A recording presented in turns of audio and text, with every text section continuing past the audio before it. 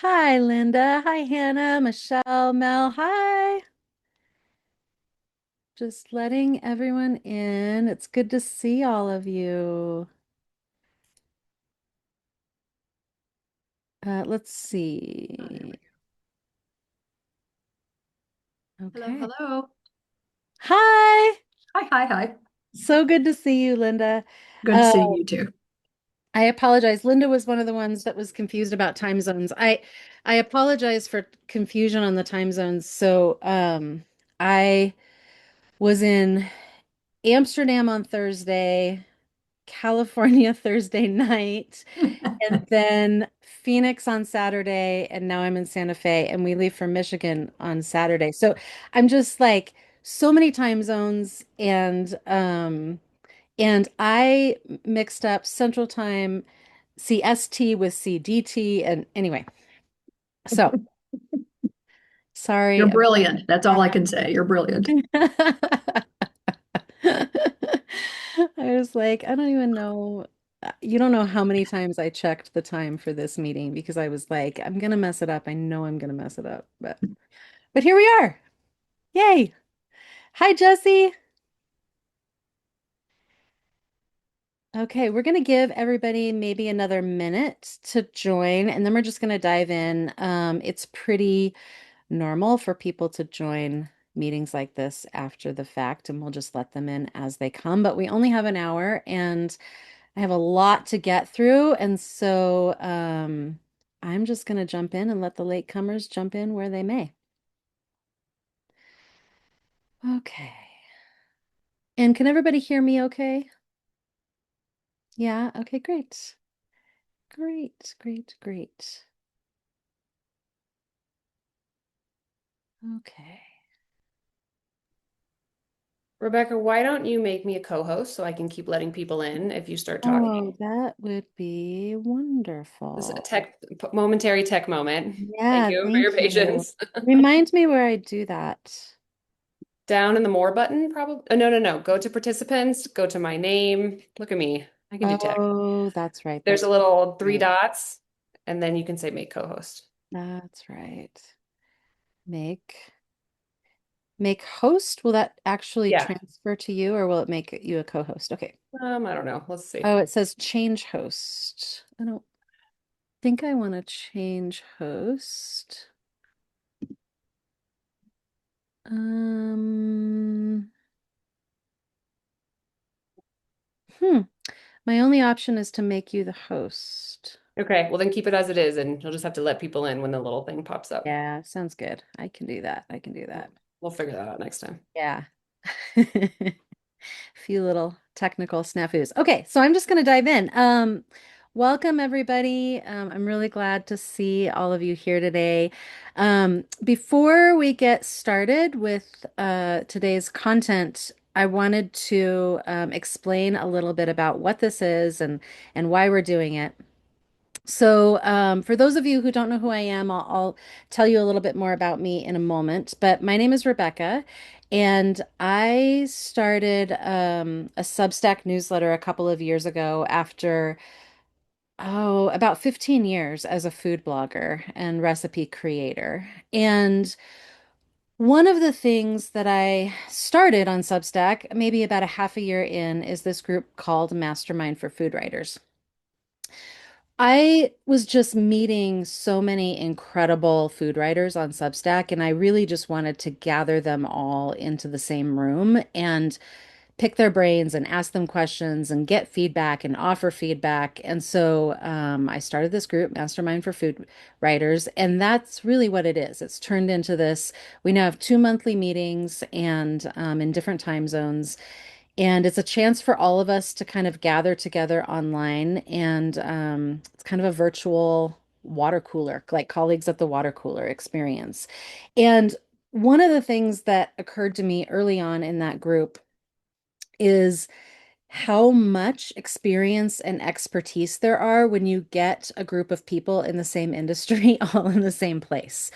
And so the food writers in that meeting came from and come from just all sorts of different backgrounds. And some are cookbook authors, some are writing for major publications, some are food bloggers, some got sick of food blogging and just jumped over to Substack, some are working as contractors, some are working on their own. Like there's this huge variety, and the shared knowledge and expertise is just enormous. And so I had been thinking for a long time about how to kind of leverage that in the interest of all of us. The other thing about food writers is that we are a very generous group. We are not competitive with each other. I think this is unique in a lot of ways. But we all just kind of want to help each other and share our knowledge and expertise. I have yet to talk to one food writer that is protective over their own knowledge and expertise. You ask them a question about something they're doing well, and they just share freely with you. It's a really beautiful thing.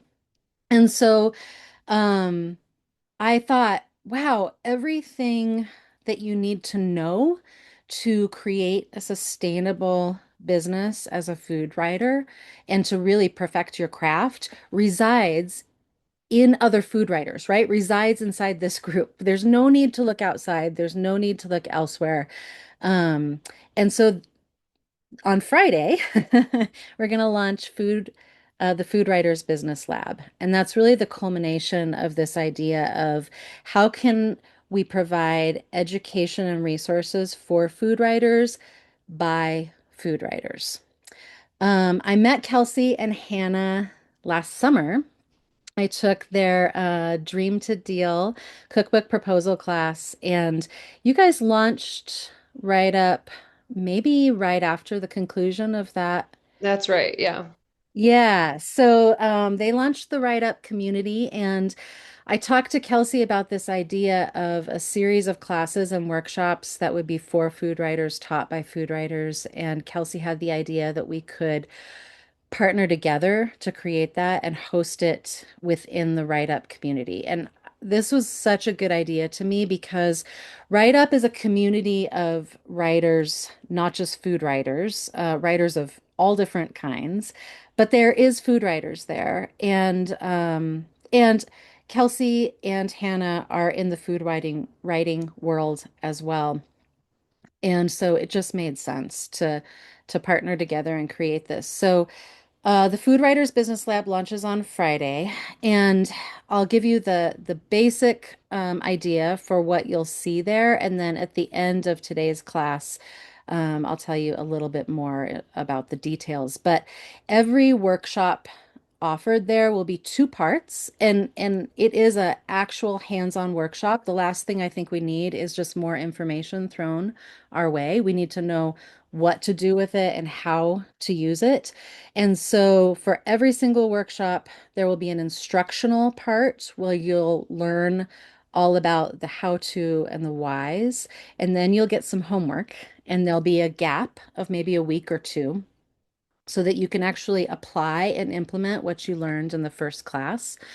And then the second part of the workshop will be a chance for us to like roll up our sleeves and get to work. We'll answer questions about that came up while you were doing your homework and dive into roadblocks, and actually continue to work on what it is that you started. And so that's the basic idea.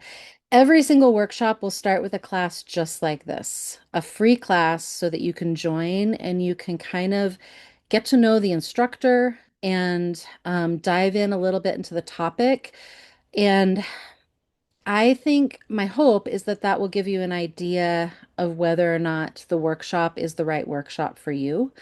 Whether you like the instructor and you like what they have to say, and you think that it's going to be a worthwhile use of your time to join the workshop. Because the other thing that I know as a food writer is that time is always very limited. We are spread very thin. And so the free class gives you a chance to make sure you want to devote enough time to the workshop. So that's the Food Writers Business Lab. So today we're going to talk about the first class that is launching in that space, and it's all about SEO. And before we begin, I want to tell you just a little bit about myself. because those of you who don't know me, why am I qualified to teach a class on SEO? So I started my first recipe site, food blog, in 2013. And actually, I'll just go ahead and start sharing my screen now. And can you all see my screen? Yes? Okay, great. Great, great, great. So I started my first recipe site in 2013. This is it, of batter and dough. And at the time, I was a freelance marketing consultant and copywriter. And I started the site because I had a background in food, and quite honestly, I was really bored of writing about what other people were interested in, and I wanted to write about what I was interested in. And so this was a pet passion project. At the time, I had three young kids at home and a full-time job. And so I got up at 4 o'clock in the morning to work on this. And as we all know, with things that we love, when you really want to do it and you really love it enough, you figure out a way. And for the first few years, I worked on this site and built this site bit by bit. And you know, it was a true passion project. I didn't make a cent from it, but 3 or 4 years in, I had built up enough traffic to add some advertising, and that meant I could monetize. And the amount of money that I got from it was not much, but it was something, right? I was actually getting paid for the work that I was doing here, and that was extremely exciting. Also, by that time, I had learned a little bit more about what it took to build a website and monetize a website and create even a small income from it. So in 2018, I launched my second site. This is my second site. And this one was much quicker to monetize. I had it monetized within about a year.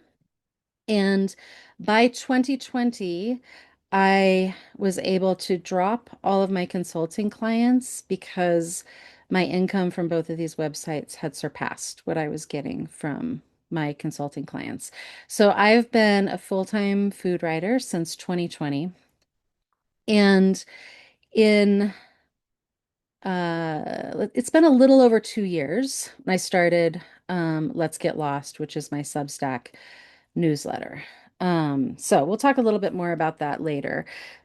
What I will tell you is that SEO is one of my favorite subjects because if you really understand how to create content online and monetize it, and there's a lot of different ways to monetize it, it doesn't have to be a recipe website with ads. But if you understand how to create an income from the content that you are publishing online, it allows you to pay your bills and do what you want, right? So I was creating recipes and writing about food for free before I actually could earn an income from it. So I love it, but I could not have kept doing that for this long if I wouldn't have figured out how to make an income. So my recipe websites have provided me with a solid, very steady six-figure income for the past several years, for the past 6 years. And that allows me to get up every single morning and do what I want to do and know that my bills are paid and I'm financially secure. So that is why I'm passionate about SEO. Because of what it does for us as food writers. It lets us do the things that we want to do and still make a living. So let's dive in. Um, okay, so my goal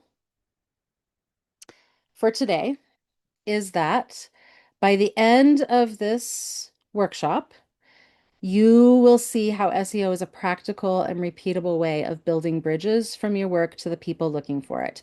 We're going to talk a little bit about how SEO has changed and how it's changed, I believe, in our favor, and how those of us who are interested in creating something real and putting good work into the world, now is our time, and we have an advantage. I need to move the, um, okay. Okay, so what is SEO? SEO is not about gaming the system. Here's the thing, SEO used to be about gaming the system, and it was a very, very, very frustrating thing. Um, I have never been interested in gaming the system. I don't like it. I don't want to play games. I don't want to do tricks. What I want to do is create really good content, and I want to put recipes out there into the world that work.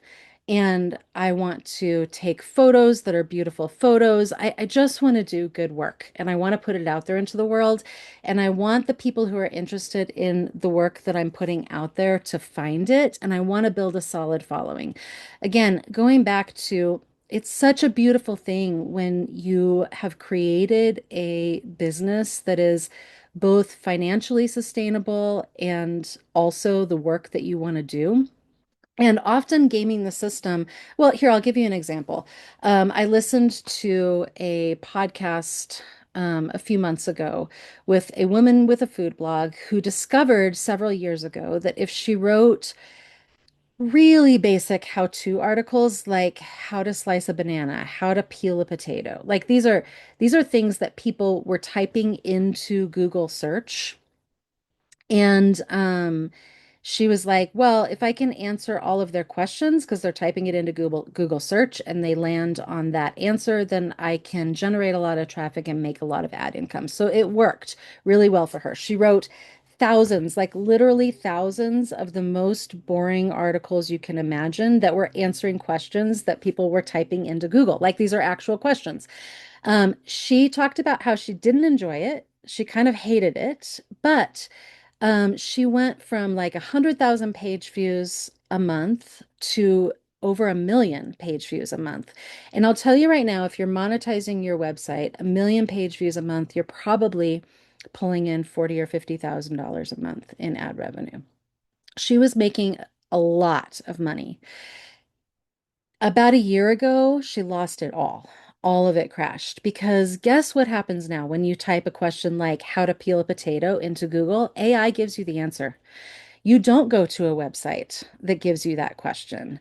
You don't need all of that. So now she has a website with very little traffic and very little income, and she's devoted all of her time to a system that is outdated and doesn't work, and she's trying to clean that up. There used to be ways to game the system. There would be these link parties, and groups of people would swap links because in linking between websites was a really big thing.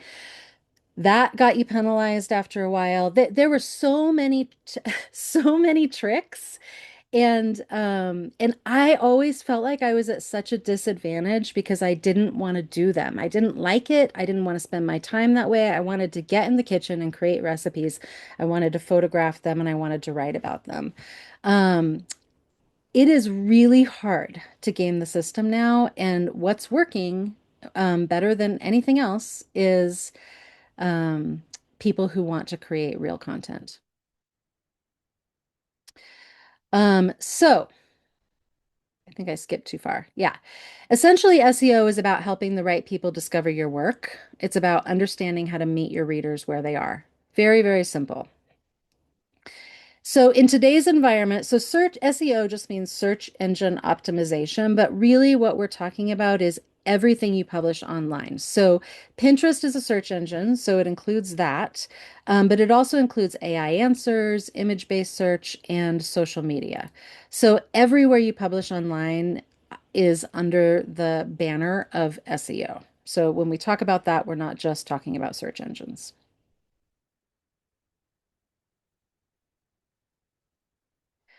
Okay, so here's your 2 steps for SEO strategy. Number one, create the best content you can for your readers, and I guarantee you everybody on this call is already doing that. So step one is done. Step two is help them find it. Here's a thing that I think a lot of food writers miss. We are passionate about what we do, and we're passionate about creating good work. And so we put a lot of time and effort into creating really good articles and really good recipes, and we put a lot of effort into our craft, and that's great. What we don't realize is that helping our readers find our work is just as much a part of our job as the work itself. Helping our readers find our work is not our readers' responsibility, it's our responsibility. And so that's all SEO is building these bridges and finding, like putting our work in front of our readers in a consistent way so that they find it.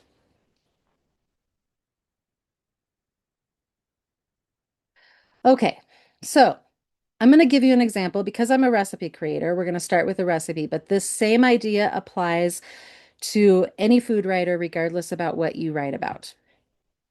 This is the most recent recipe that I created on my baking website. They're shortbread cookies, and what I did is what I do for every single recipe I create. I start with the recipe. So I spent a lot of time in the kitchen testing and retesting and really getting the recipe exactly where I wanted it to be. And then I photographed it. And then I sat down in front of my computer and I thought about how to present it in a way that would make it most likely to be found by people who are looking for this type of cookie. So I really want to point out the order of events there because it's very important. We're not looking for what are the things that people are looking for and how can I change my content to fit? We're looking at what do I want to write about? What is the thing that is really important to create? And we're putting all of our effort into creating the best thing that we possibly can. And then we're looking at what are people searching for and how can I frame this and position it in a way that will help them find it. I think that order is incredibly important. So, what I discovered, I did some keyword research, is there's a lot of people searching for shortbread cookies. If you get on Google and you type in shortbread cookies, you will have a lot of options. It's also an extremely competitive space, and it's very unlikely that I would bump the top search results out of that spot. I can try, and it might happen, but it probably wouldn't. What I also discovered, though, is that a lot of people are searching for brown butter shortbread cookies and citrus shortbread cookies and just citrus cookies and iced shortbread cookies. All of these keywords, and I'll tell you that keyword research is something that we're going to dive in really deeply into in the two-part workshop. We don't have time for it here, but all keyword research is looking at how many people are searching for something. Because if I labeled these lemon iced cookies and nobody's searching for lemon iced cookies, then nobody's going to find it. And this applies not just on Google, but on every search engine and in places like Pinterest. If they're searching for it in Google, they're searching for it everywhere. And so if people are typing in brown butter shortbread cookies, and I have a brown butter shortbread cookie recipe, I want this to show up in front of them so that they click on it. I also discovered that there's great search intent for lemon shortbread cookies, and that's a very low competition. So there's not a lot of competition for that keyword, but a lot of people are searching for it. So I just made note of that. These are not that, but I did make a note of that, and I'll show you what I did with that later. And then I also discovered that there's really good search intent for lime shortbread cookies and orange shortbread cookies. Okay, so that was good to know. Um, Doing that, naming these brown butter citrus shortbread cookies. This is a screenshot of current search results. I put this screenshot in there today. Because I titled these cookies with the keywords that people are actually looking for, it shows up for them in search results. Rebecca, So, can I yeah. just throw in one question from the Yes, yes, chat? yes, absolutely. How exactly do you find who is searching and where on Google? Like you said, Yeah, you keyword research. I don't know if you're going to go into that, but can you just give a quick answer? Like, how do we do yeah. that? Absolutely. So this is something that we're going to spend a lot of time in the two-part workshop, and we don't really have time for it right now. If we do at the end of class, I'll show you the tool that I use. I use a tool called Key Search, and you can just look for Key Search, and I believe they have a free version that you can play around with, but their paid version is only like 20 bucks a month. It's way, way, way cheaper than a lot of the other keyword research tools out there. So that's what I use. And essentially, what a keyword research tool allows you to do is type anything and it will tell you how many people every month are searching for that thing. It'll also tell you how competitive the keyword is. So when I said lemon shortbread cookies, a lot of people are looking for it and there's not a lot of competition. I know that from using key search and the information that that gave me. So if we have time at the end of this class, I'll show you a little bit more about how that works. Um, but my decision to name them brown butter citrus shortbread cookies was directly because I know people are looking for brown butter shortbread cookies and citrus shortbread cookies. The other really, really important thing when I'm thinking about how can I ensure that the people who are interested in this recipe are going to find it is the first few sentences that come right after the title. So if you click on that search result for brown butter citrus shortbread cookies, because you're looking for something similar, and you land on my website, these sentences are the first thing that you'll see. Nutty brown butter shortbread and the bright sunny flavor of citrus come together in these irresistible cookies that are so tender they literally melt in your mouth. When properly chilled, these shortbread cookies retain their definition when baked, so cut them into whatever shapes you like. Drizzle them with a sweet tart lemon icing and just try to not eat them all yourself. What these few sentences tell you is these are very tender shortbread cookies flavored with brown butter and citrus, that they retain their shape. If I want to cut them into flower shapes or hearts or Christmas cookies, they'll work. And they have a lemon icing. And I included the sentence about the lemon icing because A, they do include a lemon icing, but also, if you remember, we learned in our keyword research that lemon iced shortbread cookies are something that people are looking for. What I'm trying to do with those first few sentences is tell people if they're in the right place. If they're not in the right place because this isn't the recipe they're looking for, I don't want them to stay. I want them to leave and go find the recipe that they're looking for. But if they're looking for a recipe like this, I want them to know immediately that this is the right place for them to be. And I don't expect them to dig through 4 paragraphs to know that. None of us do this, right? None of us get on Google and look for something and then spend a whole bunch of time digging through an article to discover if it has the information that we need. We need to know right away that that article has exactly the thing that we want. And so this is what I'm talking about when I'm saying create the thing and then give your reader immediate signals that they're in the right place. Now, also, um, every single piece of content I produce, every single recipe I write and put on my recipe sites and increasingly on Substack, I don't want to be a standalone thing. So this recipe needs to link to other recipes on my site. So when I learned that lemon shortbread cookie recipe has great search potential, I added that to the queue of recipes I want to create. Lime shortbread cookie recipe and margarita cookies, which really piqued my interest. Also, people are looking for those recipes, and I am very interested in that. So I added that to the queue of recipes I want to create. Same with orange shortbread cookies. Um, so at some point over the next several months, I'll create those additional recipes and I'll add those to the site and I'll link them all together. And this does 2 things. If somebody lands on this recipe, it gives them other options. Maybe they land here and really they decided, well, no, they want to stick with lemon, or they really want to stick with lime.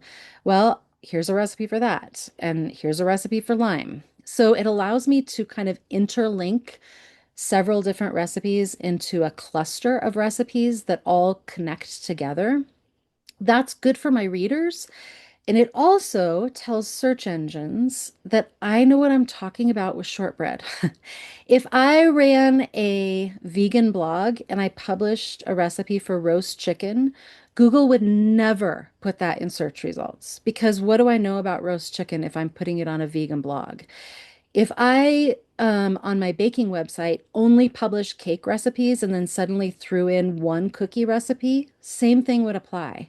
It would be like, okay, all you have here is cake recipes, so you've demonstrated that you're an expert in that topic. But what do you know about cookies? Who knows? You've got one recipe there. So when you're creating things, you want to think about, um, am I an expert in this particular area? Am I going to write about it more? And then how can this one piece of content connect to the next, which will connect to the next, which will connect to the next? And this is how you build a SEO strategy that is solid and that continues to grow and build over time. Um, if we have a time, I'll show you this later too, but um, most recipes that I publish don't get some good traction. So I don't see them start to show up well in search results for as long as a year. Sometimes it'll be a little bit faster, but it takes a while. What Google likes to see and other search engines like to see is that not only have you published a really good piece of content, but that people like it. And that just takes time for them to see it. So the more this shows up in search results and the more people click on it, when they start to add ratings and when they start to add comments and when there's more interaction and people are sharing it, then that's just signal after signal after signal that this is a good piece of content and it'll continue to move up in search results and it'll get shown to more and more people. That takes time. And so when I'm building a cluster of recipes all in the same topic, it's with the intention that a year or two or three from now, all of those will be performing really well for me. And here's the beautiful thing about that. Once you create it, if you do so strategically, if you've monetized a website or if you're monetizing it in other ways, it will keep earning money for you no matter what, day after day, week after week, month after month. This recipe, if it's showing up well in search results a year from now, will keep showing up well in search results 2 years from now and 3 years from now, and people will continue to click on it. And so it's a investment in the front end of time and energy that pays off pretty well in the back end if you do it well.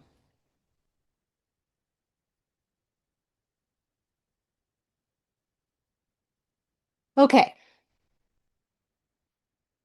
Um, SEO is changing, and as I said earlier, I think this is really, really good news for those of us who are interested in doing good work and not gaming the system.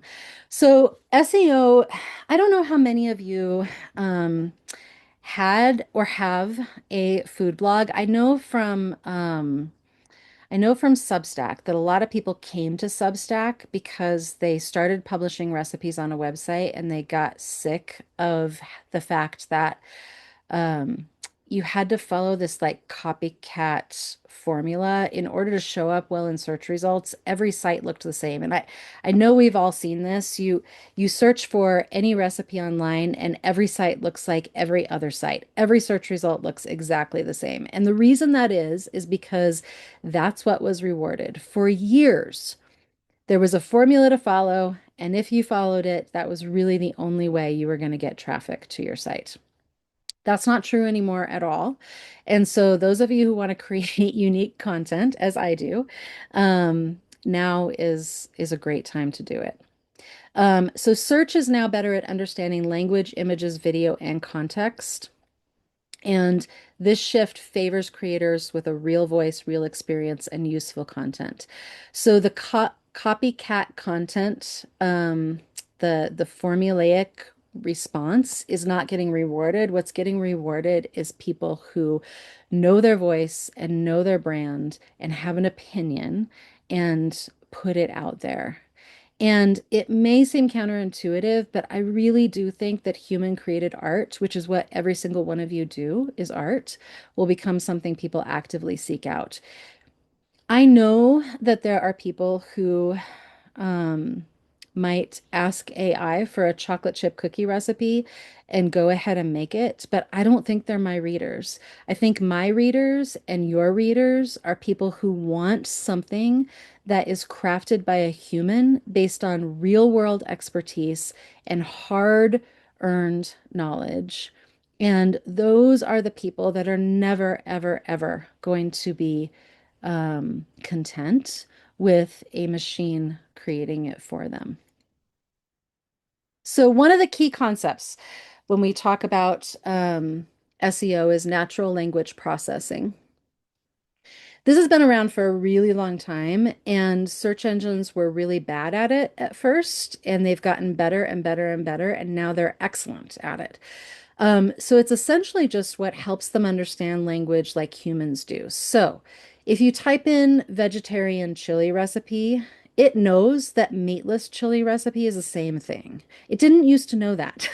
In the early days, when you typed in vegetarian chili recipe, the only things that would come up were recipes that were labeled exactly that, vegetarian chili recipe. If you labeled it meatless, it would not come up. That's long gone. Same with like pumpkin pie spice and spiced pumpkin pie. Same words, totally different thing. And search engines used to not understand that, and now they really, really do. We've been traveling a lot in the last several days, and we were driving through Arizona this weekend, and there were these piles of it looked like they had dug up asphalt and just dumped it on the side of the road. And I was like, that can't be what that is. And it went on for a long time. So I just typed in black rocks by the side of the road on I-40 in Arizona, and it told me exactly what it was. And that's because of NLP. It's lava, by the way. But that's because of NLP. It knows you can talk to search engines the way you talk to humans, and it's going to find what you're looking for. This is really good news for those of us who are writing for humans and not for search engines, because it means we can keep doing that. We can actually write for our readers, and search engines are going to know what it is that we're talking about. So this just came out, the HubSpot 2026 State of Marketing report, and I pulled this part of it out because this is so encouraging to me. Human-centered, personality-driven content is taking the cake right now. Nearly half of marketers believes AI makes content so easy to produce that it's becoming less effective overall, and 63% say they need more unique human content to stand out. This is good news for creators who lead with their voice and their story and their perspective. Their overarching message was to invest in video. And I'll tell you what, I am late to the game and reluctant on the video front, but I am investing more and more in video. And I'll tell you why that's important because it puts the human in front of the other humans. Um, when I first started my recipe sites, I had the idea that I could create a brand and kind of be the faceless creator behind the brand. I didn't want to be in front of the camera. I wanted to be behind the camera, and I absolutely did not want to get on video. I was uninterested in all of that. And a couple of years ago, I had a come to Jesus talk with myself where I was like, I think this is never going to work. I think I have to put myself and my face as the center of everything that I do because people need to know there's an actual human behind it and they need to get to know me and they need to learn that they like what I am doing and they need to differentiate what I'm doing from everyone else. And you can't do that with when you're a faceless brand. And I think that's why in this state of marketing report that they're saying invest in video. Building your email list, those of you who are on Substack, you're doing that already. Again, building your email list is about human to human content and or contact. And people who subscribe to you, whether it's on Substack or whether it's through any other email service, know that they want what you have to offer. They're subscribing to you, not to your brand. And this is really, really important. Show up as a real human and let your distinct voice be the thing that AI can't replicate. So for years, this is all I ever wanted to do, and I felt like I was at a disadvantage. And I know that that's why a lot of people came to Substack is because they they didn't want the cookie cutter approach. They wanted to write about things from their unique perspective and their unique voice. And now that's what's becoming that's our advantage. So my approach to SEO is layered. And in the two-part class, we're going to dive deep into each one of these layers and create an actual strategy. That will be your homework, is to create an actual strategy of how to layer these into your business and create a plan and a strategy that will work for you. So all of it starts with your brand. Your brand is the foundation. Your brand is also you. And so, one of the things that is extremely important is to understand who are you? What is your voice? What are you writing about? What are you about? And then not only know it for yourself, but be very, very clear about whether or not you're communicating it to your audience. This is something that I feel like is easy to get tripped up on. We know who we are and we know what our voice is and we know what we're writing about. We forget to tell our readers. Again, it's our job to do that work. It's not our reader's job to do that work. And so if you're not explaining your brand and putting that front and center at the top of everything and in everything that you do, then you're missing the opportunity to actually communicate to readers what you're about and let them decide whether or not what you're writing and what you're creating is what they're looking for. On top of the brand, we want to layer clear NLP-friendly writing for humans. Then we want to layer in images and process shots and video. Um, we are in a multimedia environment, and text and only text hasn't worked in a very long time. I think most of us don't even want to read big blocks of text.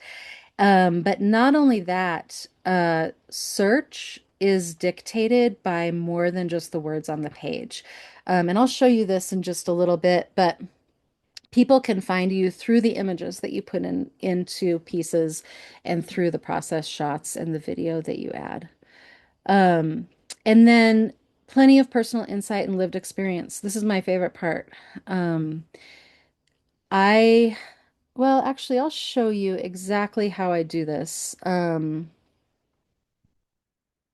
Yeah, let's keep going and then I'll show you exactly how I'm starting to do this. But um it used to be that there was the like when blogging first started, um, there was people who would give you a recipe and then they tell you the story about how it was given to them by their grandma and their grandma came from Germany and then it was given by their mom and it was like this whole personal story and food bloggers got the reputation of like going on and on and on when what people really wanted was the recipe. And then the pendulum swung way too far to the other side, and all of those stories kind of went away, and everybody was following this very formulaic approach. And one thing looked like another, and there was very little personal insight and lived experience. And now it's swinging back to kind of a happy medium where your personal insight and your lived experience become very important, and they become signals that you are an actual human behind that content. And I'm happy about that. I just got back from Amsterdam, and that's one of my pictures. Um, if you want readers to find your work, you have to build the bridge. Again, this is your responsibility as a writer. It's not your reader's responsibility. You do this through matching search intent, meaning when somebody finds you and they click on whatever it is that you've written, they get what they expect. if I were to title something as kind of a bait and switch of well, there's a lot of search traffic for this keyword phrase, and so I'm going to title it that, but that's not really what it is. That's not matching search intent. That doesn't work for anybody. We want people to click to know what they're looking for and to find you in search results and click on it and be like, yes, this is the thing I was looking for. Keyword research that goes beyond one main phrase. This is something we're going to really dive into in the two-part class. Keyword research used to be you would focus on one keyword phrase, like let's say lemon shortbread cookies, and you would just hammer it. Lemon shortbread cookies ingredients, lemon shortbread cookies instructions. Here's how to make lemon shortbread cookies. Do you want to make lemon shortbread cookies? Right? It would just be uh it was a bummer. Now you want to think about clusters of words that people are using because not everybody is typing the same thing when they're looking. They might be all looking for the same recipe, but they're coming at it from lots of different angles. And so keyword research is way more user-friendly and human-focused and big clusters of words, just like we do in normal everyday talking. Writing intros that capture and communicate that your reader has found what they're looking for. Internal links. Internal links are extremely important, but it's also really important that you understand how to do it well. If you're just creating lists of internal links, that's not useful and it's not going to help you in any way. But helping readers get from one piece of content to the next, from one recipe to the next, in a way that is in service of them is a really great strategy. Making visuals easier for search systems to understand. So, search systems are getting better and better at understanding photos, but they still need words to really understand the photo. And so, on the admin side, this is true on Substack, this is true on every website. Adding important information on the admin side to tell search engines what the image is about is extremely important.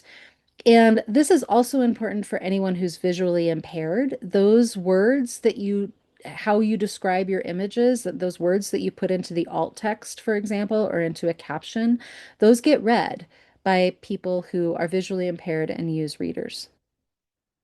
And then creating a repeatable system instead of relying on guesswork. This comes back to creating a foundation that allows you to do what you do while your work continues to grow and expand, and pieces that you create continue to bring in revenue over and over and over again for weeks and months and years to come. Okay. So I'm going to run through this really quickly so that we have time to get through questions. This two-part workshop is coming up on May 6th and May 20th. Registration will open on Friday. The Food Writers Business Lab officially launches on Friday, so registration isn't open yet, but it opens on Friday. And the first part of the workshop will be recorded. So if the time doesn't work for you, you will be able to get a recording of the first part. We're going to dive into every single one of the key concepts that I've talked about here, and we're going to talk about how to apply them to your particular business and your particular goals. So we'll go through the layered approach, long-term goals for growth and sustainability, your long-term goals for growth and sustainability. We'll define those as well. Important technical elements that you absolutely can't ignore. I feel like SEO used to be more science than art. And now it's more art than science, but there are absolutely technical aspects that are extremely important. And if you don't get those right, you're just shooting yourself in the foot. Multimodal search and visual discovery. Search is no longer text-based. I'll give you an example of that here in just a moment. Whoops, didn't mean to go back. Auditing content for missed opportunities. One thing I know about food writers, including myself, is that we create a lot of content, and often there are more opportunities to um, work with the content you've already created than create a bunch of new stuff. And so we'll talk about that. Internal linking as a service to your readers and understanding structured data. Structured data is super important if you're writing recipes. And those of you who write recipes and publish on Substack, I'll put this in the chat here in just a moment, but I taught a class on Substack's new recipe card functionality because this is extremely important if you're a Substack recipe writer. What structured data does is it tells search engines that this is a recipe. And Substack did not have that capability, and now it does. And it's really important that you understand how to use that. Your homework will be to create an SEO strategy, and you'll get a workbook and you'll get a worksheet and a step-by-step plan for how to do that. And then you'll have 2 full weeks to actually put that into play.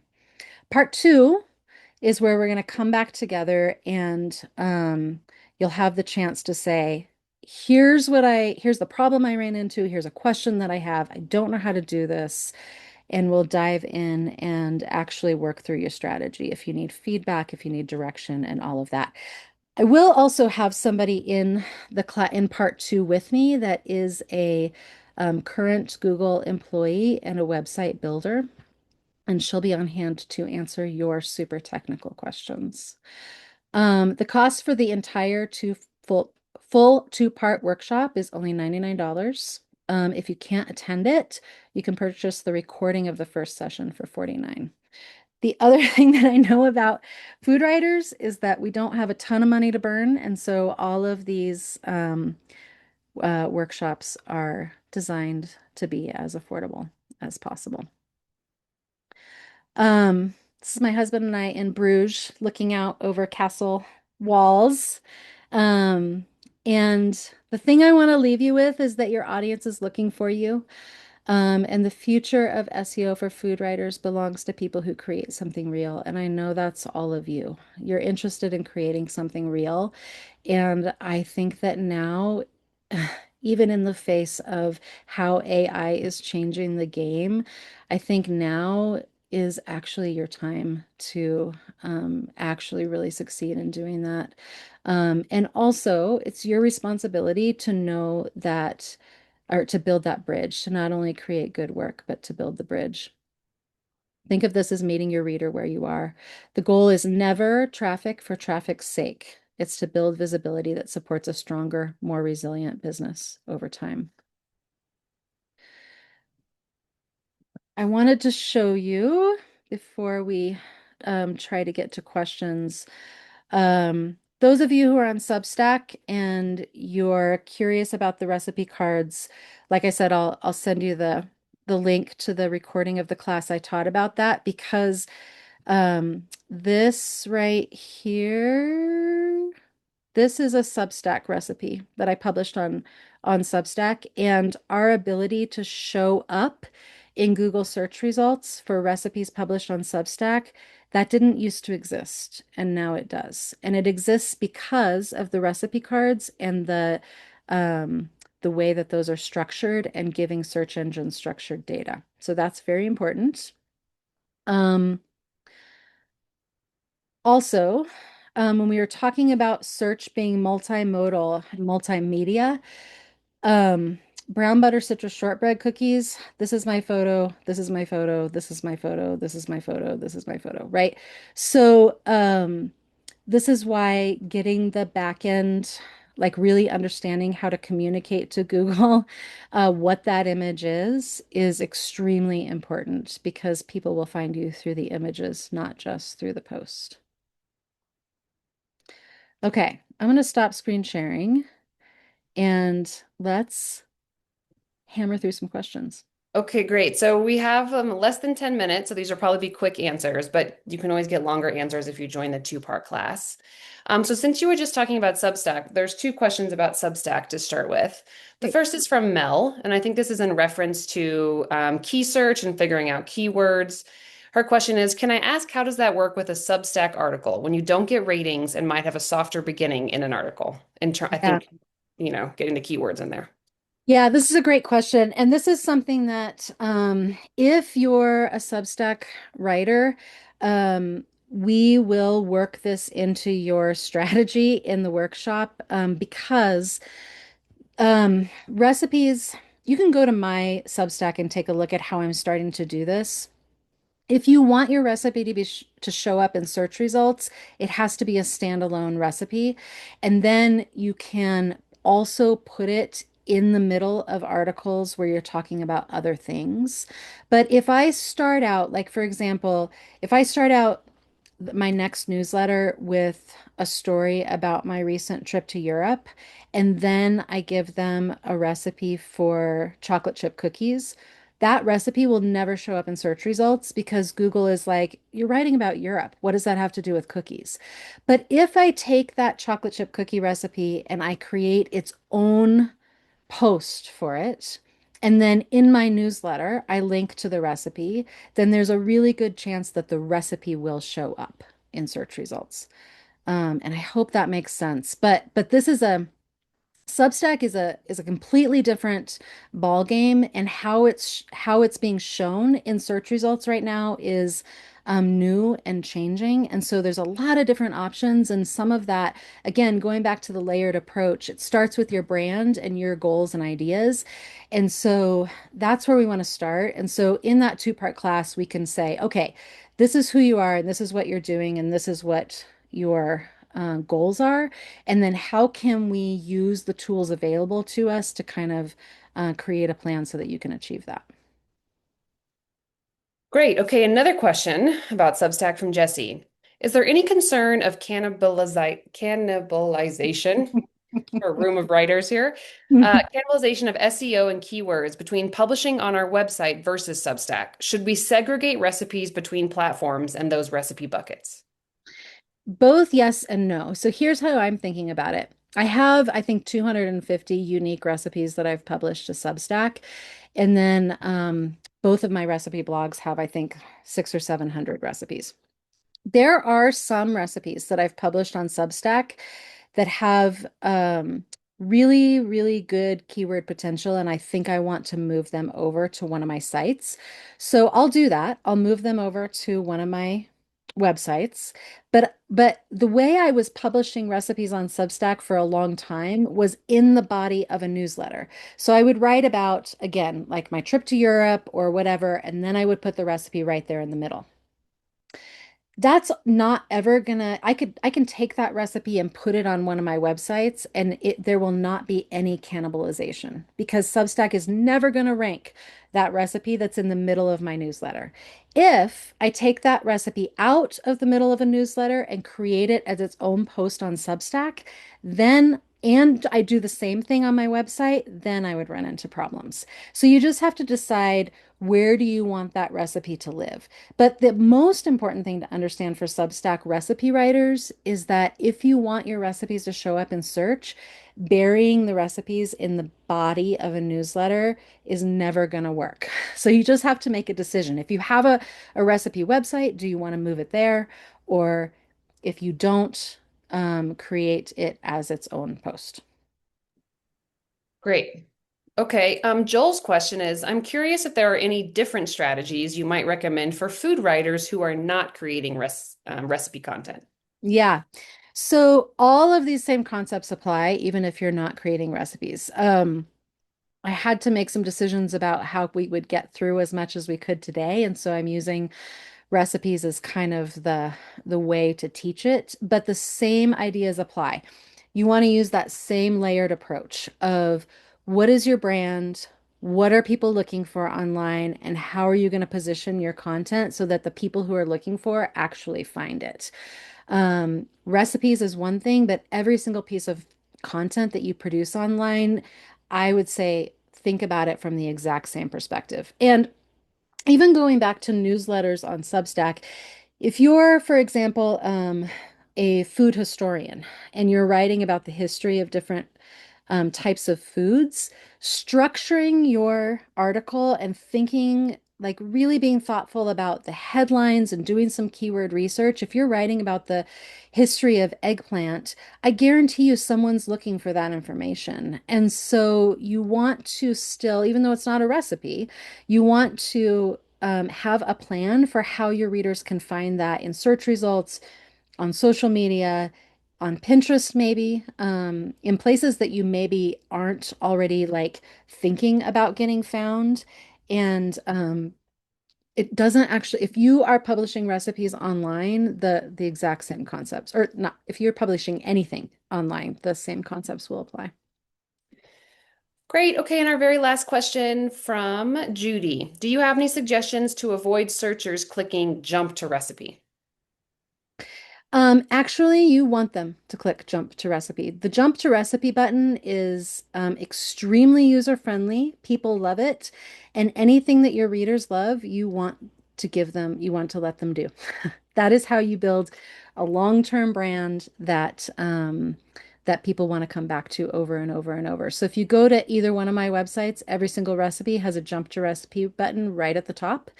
Here's what I know my readers do, and this is great. They often land on a recipe, click the jump to recipe button, scan through it, and then scroll up and look. If they scan the recipe and they're like, yeah, that's it, then they scroll up and they look at things like additions and substitutions and the step-by-step photos and the ingredient list. So anywhere, I guess really, what I want to say is whatever your readers want to do, figure out a way to make it easy for them to do it. This is how they learn to love you. And we know this from our own search history, right? If we are searching for something and we get to a website and it's just frustrating, we just leave it. We just click off. Um, and that's the opposite of what you want to happen.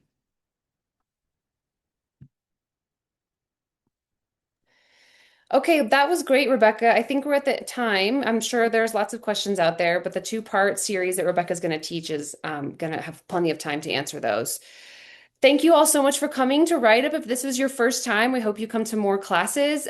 If you did just register for Write Up for this, you will have, there's a message waiting for you in your Circle account, or will be by the end of the day, with a code to a free write-up class. So we are actually hosting Diane Jacobs and Sally Eckes on Thursday for a conversation about how to build trust as a food writer. So if you're interested, we'd love to have you. Anything else, Rebecca? Look at all these great people. You're getting so much praise in the chat right now. I'm really glad that you guys are all here. If you have any questions at all whatsoever, Rebecca at RebeccaBlackwell.com, send me an email. I'm happy to answer them. I also am putting right here into the chat.